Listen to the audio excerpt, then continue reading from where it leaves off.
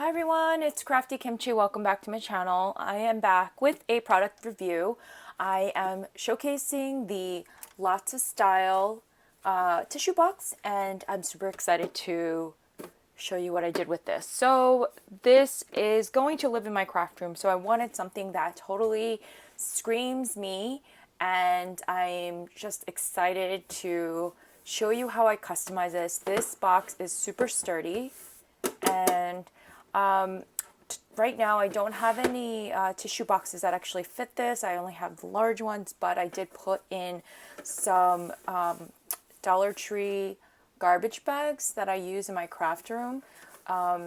They smell like roses, but anyways, let's just show you how I decorated. I used a lot of the Maggie Holmes stickers that are transparent. Always have struggles trying to use those stickers up, and I thought that this was the perfect way. I did cut this out of vinyl. This is also cut out of vinyl, and my Crafty Kimchi and hollow vinyl, because who doesn't love shimmer? I did a little washi strip sample here, and then I went blinged it out because yes.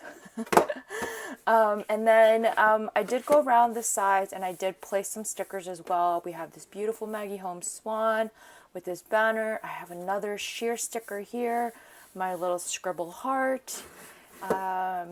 We have this little floral sheer sticker as well.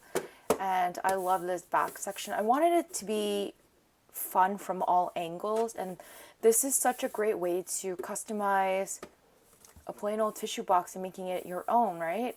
And these stickers just, so pretty. Look at that butterfly.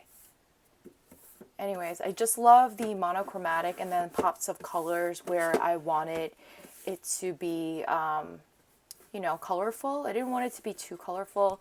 But again, this is staying true to my aesthetic, and the box measures about 3.5 by 8.5, and I will leave links down below.